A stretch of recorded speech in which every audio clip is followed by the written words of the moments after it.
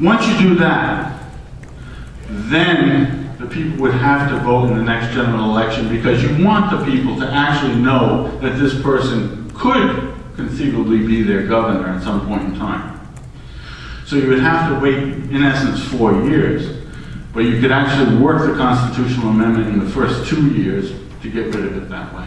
So I hope that kind of explains at least my thought on it from a legal perspective.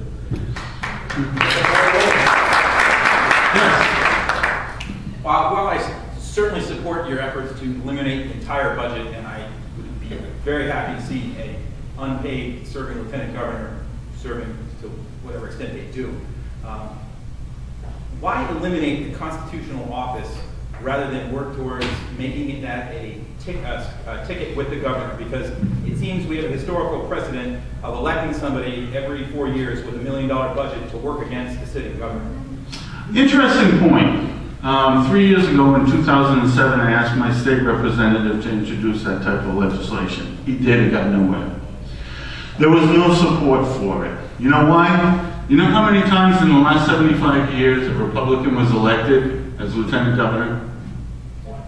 Once, for a 2-year term. Once. It's a political parking spot. It's a place where people can do all sorts of stuff on your money to impress the electorate. That's all it is. They're going to work for education. Well, damn, I think that the Commissioner of Education is doing a pretty good job. Let's see. Oh, we have the healthcare lieutenant governor who wasn't here tonight. She is working really hard with President Obama to get his healthcare process in for you. When you look at her legislative track record when she was a senator, and you ask yourself, could this person actually be my governor? You should be scared. You should literally be scared. You want to talk about tax and spend? I mean, introducing welfare bills to say that the level for different benefits was 240% above poverty level? 240% above poverty level? I mean, go check out her legislation. Interesting. The only thing that I have working for me, I think, is that I ran for governor before. I had to put together a party platform. You can go and look at that. I haven't changed. I've been small government for the last 28 years. I was chairman of the Warren School Committee during a teacher strike. I fought with the teachers' unions, big time, real big time. We had the only management successful teacher strike. If you remember 1985, go back into I mean, people forget history real easily. However, I was there. I know what it's like to fight with the big unions. I know what it's like in Rhode Island to deal with. And when I ran for governor, that's what I said. I said, look, you got problems with your public sector labor unions. You got problems with your economic development. You have economic development people, which they're not even talking with the education people.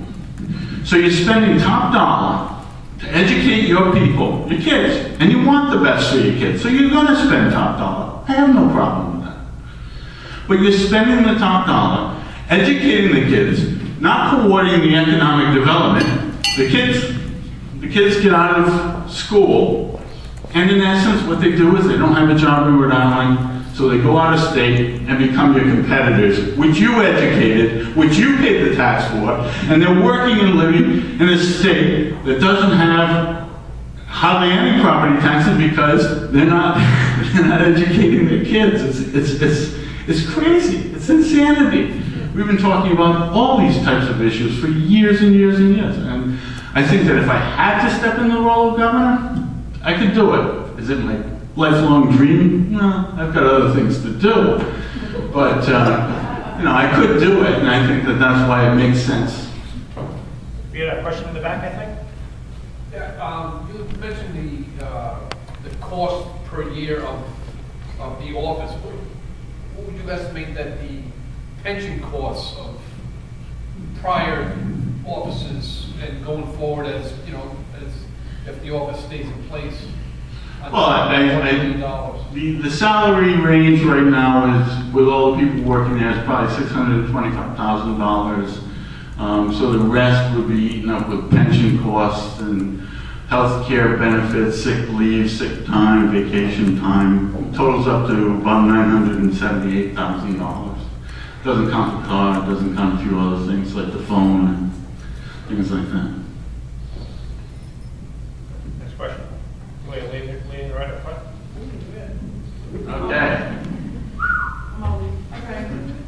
If you become lieutenant governor, Yeah. and you give up this salary of $1 million a year, Yep. two questions. One, since our legislature does not know how to spend money properly, where is it going to go? And number two, can I have it? If it were up to me, I guess you could, but it's not up to me. It is up to your legislature. That's the problem. Now, the problem might be solved somewhat if you can actually get together and elect people that were actually up here talking about holding fiscal lines and doing the responsible things in terms of budgets.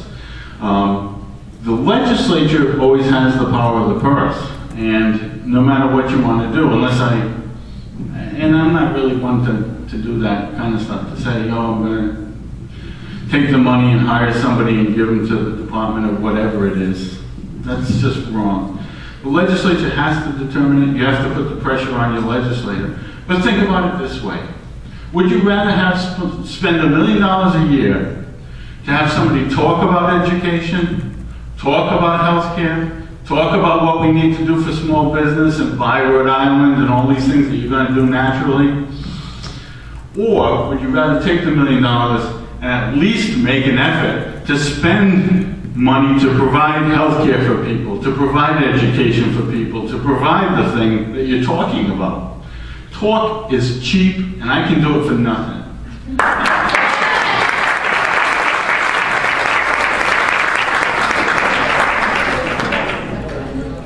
Question, maybe side of the room here. Okay. Well, you open that to. Anybody wants a question, or you want me to talk more, or I get to go home? What? Can I use that slogan? You can use that slogan. I mean, we always had some great slogans. I mean, I thought that was, see, the campaign always gets taken kind of like, is he really serious about this, or is he not? And it's kind of done that way. I mean, the slogans we've always had is, "You won't be there for you." I always thought that was a good one. Or, who likes that? Who really likes that? Sally feels to me too. Okay, but I mean, we keep generating things that have always been kind of like amusing. We've tried to, always cut the edge, and the reason is because we don't spend a lot of money on the campaign. It's all out of pocket. I don't take contributions. I fund my own campaigns. So when you do that, you either have to be very creative about what you do, or you have to decide that I'm going to take money and then eventually kiss the butt of this person or that person because I took money from them. They can tell you they're not going to do it. And, there's arguments on both sides. I don't buy it. I'd rather not play the game. And that way I can tell you, this is what I think. The whole idea about campaigns, and the fortunate part is that I've kind of looked around, and I want to kind of just get back because I didn't get enough time on my other question, so I'm going to steal it from this one. The reason that I think I could probably govern if I had to is because I've done my work in education. I was trained as a teacher. I taught at Northeastern University. I taught in Boston public schools. I taught in a private school in Oregon. I did my PhD work in education at Columbia. That's one issue that's really important in state education. Another issue that's important in state, understanding law. I've been practicing as an attorney for 25 years.